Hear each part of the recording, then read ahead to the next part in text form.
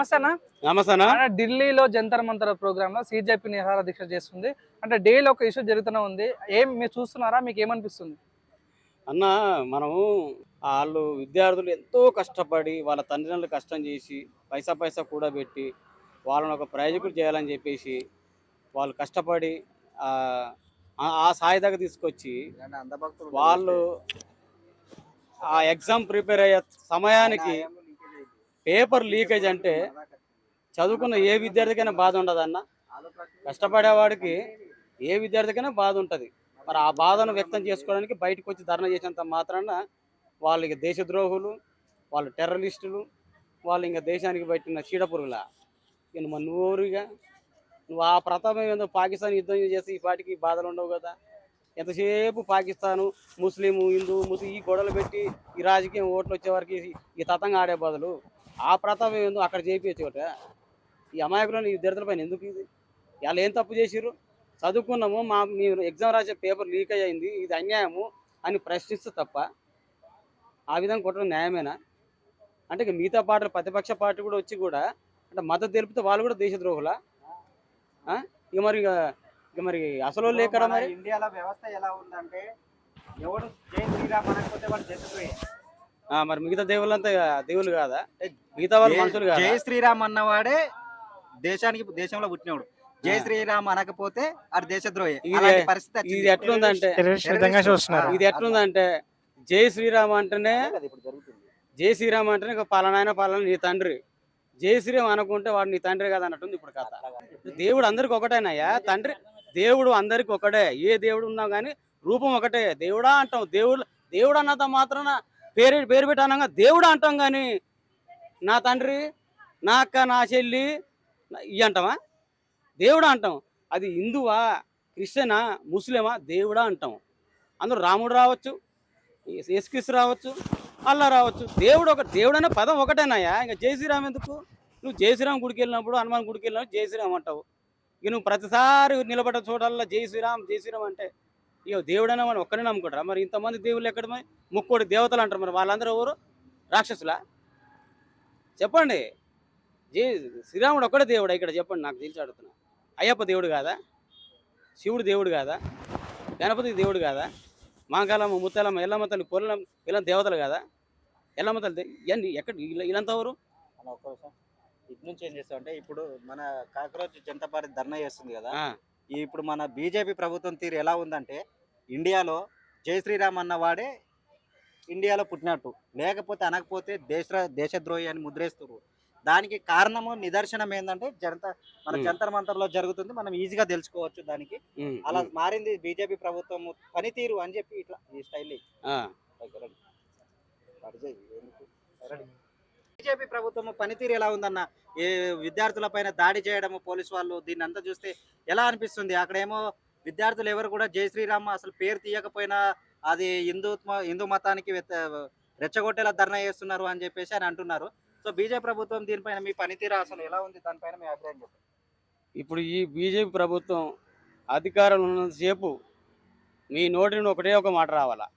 పడుకున్నా అదే మాట రావాలి, లేచిన అదే మాటాలా, ఏడవైనా అదే మాట. ఆఖరికి కూడా మీరు ఎగ్జామ్ రాస్తే కూడా అదే రాత రాయాలి. ఏం రాయాలి మీరు? జై శ్రీరామ్. ప్రశ్నలు వద్దు, జవాబులు వద్దు, మొత్తం జై శ్రీరామ్ రాసుకోండి. మరి ఇక పాస్ ఒక్క దెబ్బకు. మళ్ళీ నీకు క్వశ్చన్ ఉండదు, ఆన్సర్ ఉండదు. మళ్ళీ ఆయన దేశద్రోహి కాదు, టెర్రరిస్ట్ కాదు, ఉగ్రవాది కాదు, పాకిస్తానుడు కాదు. పాకిస్తానుడు ఈ మాట అనుకో, జై శ్రీరామ్ అనకపోతే దేశద్రోహేనా? ఇక అంతే కదా. ఇప్పుడు అట్నే ఉంది జంతర్ మంతర్లో అదే పరిస్థితి కదా. ఇప్పుడు వాళ్ళు చేసిన అన్యాయం ఏంది? వాస్తవానికి జై శ్రీరామ్ అనకపోవడం నాకు తెలిసిపోతుంది. పేపర్ లీకేజ్ పక్కా పెడుతుర్రు, నువ్వు జై శ్రీరామ్ అంటలేవు. రాముడు అంటే నాకు దేవుడు, రాముడు అంటే నాకు ఇష్టమైన దేవుడు. చిన్నప్పటికెళ్ళి నీ చదివితే రాముడు మంచి బాలుడు, చదువుకున్నాం కదా. రాముడు అంటే అభిమానం. ఇప్పుడు నీ జై శ్రీరామ్ అంట అయిపోయా. అక్కడ ఉన్న స్టూడెంట్స్ కూడా పోలీసులను కొట్టడాలు ఎంతవరకు కరెక్ట్ అన్న? వాళ్ళు పొరపాటు చేసిరు అయ్యా. వాళ్ళ ఒక దెబ్బ పడక ముందే జై శ్రీరామ్ అన్నట్టు అయిపోవు. అసలు ఈ తతంగా ఉండవు. అసలు చెప్తున్నాగా వీళ్ళు మోడీ డామడం అనే బదులు జై శ్రీరామ్ అంటే అయిపోవు. దేవుడని వచ్చి కాపాడిన పాపం వాళ్ళను. ఈ చాలా మోడీ మంది ఇక్కడ ఉన్నటువంటి పోలీసులు కూడా యూనిఫామ్ లేకుండా ఐడి కార్డు లేకుండా రావడం జరిగింది. సో ఇక నిజంగా వా- వాళ్ళు పోలీసులు అనుకోవచ్చా, ఇక ఆర్ఎస్ఎస్ అనుకోవచ్చా? వాళ్ళే పంపించి కాక్రోజ్ పార్టీని ఈ కాక్రోజ్ పురులకే వీళ్ళు ఇట్ అయిపోతారంటే ఇక ఈ కాక్రోజ్ అనే వాళ్ళు ఈ జిల్ల పురుగులు పెంచిరు అనుకో ఇక ప్రతి ఇళ్లలో వదిలేస్తారు. ఈ పురులే మన పని పడతాయని చెప్పేసి అల్ల చీడ పురుగులు పంపించారు. అల్ల చీడ పురుగులు పంపించి ఇక రివర్స్ గేమ్ ఆడిర్రు. ఈ రివర్స్ గేమ్ లో బ్యాడ్ నేమ్ ఎవరికి వచ్చింది? కాక్రోజ్ పార్టీకి తీసుకొచ్చారు. అది వాళ్ళ ప్లానింగ్.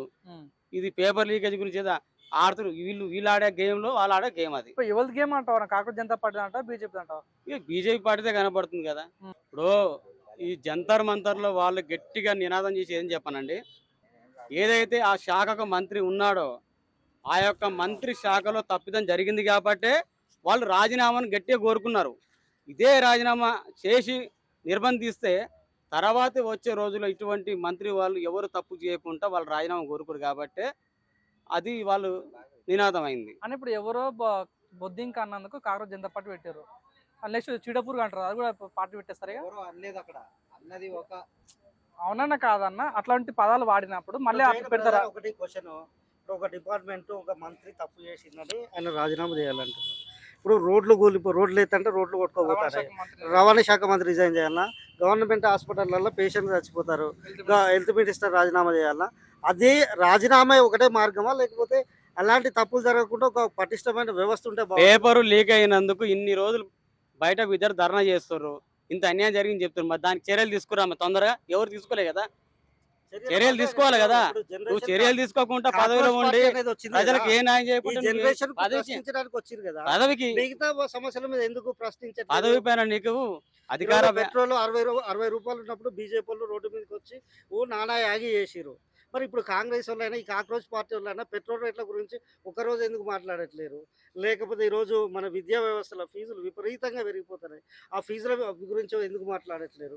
అంటే ఒక్క ఇష్యూని పట్టుకునే దేశం మొత్తం భారతదేశంలో ఉన్న సమస్యలు మొత్తం ఒకటే అన్నట్టుగా ఎందుకు ఎస్టాబ్లిష్ చేస్తున్నారంటారు వీళ్ళు? ఇప్పుడు చదువుకున్నోడు తెలుసుదా బాధ. ఇప్పుడు నువ్వు ఒక సమస్య వాడు కష్టపడకు తెలుసుది, అంతేగాని నువ్వు ఒకదే దాన్ని రుద్దుకొస్తున్నావు అంటే దేశంలో కాంగ్రెస్ జనతా పార్టీ వెనకాల ఏ పార్టీ లేదంటావా? పెట్రోల్ కదా, వాడు పైసలు పోతా లేకుండా లేదు. చదువుకు పెట్రోల్ సంబంధం ఉందా? చదువుకు పెట్రోల్ సంబంధం ఉందా నీకు? చదువు ఏంది, పెట్రోల్ ఏంది? చదువు వాళ్ళ తల్లిదండ్రులు కష్టపడితే చదివిపించు, నువ్వు కష్టపడితే నీ కొడుకుని చదివిపిస్తే నీకు ఆ కష్టం తెలుసుద్ది. నువ్వు నీ స్థాయిలో నువ్వే తమ్ముడు కూడా ఉంటే నీకు ఆ బాధ తెలుస్తుంది. నువ్వు అరే పెట్రోల్ చదువుకు సంబంధం లేదా బాబు? పెట్రోల్ దీనికి సంబంధం, పెట్రోల్ కి సంబంధం ఎక్కడిదే? కాంగ్రెస్ జనతా పార్టీ నీ మందుకు చదువుకు సంబంధం ఉంటుందా? నువ్వు తాగేదానికి తినేదానికి సంబంధం ఉంటుందా? నీకు దొరికిపోతే నువ్వు పోయి ఎడుతో కానీ కూడా నీళ్ళు వచ్చి ఇస్తాడా?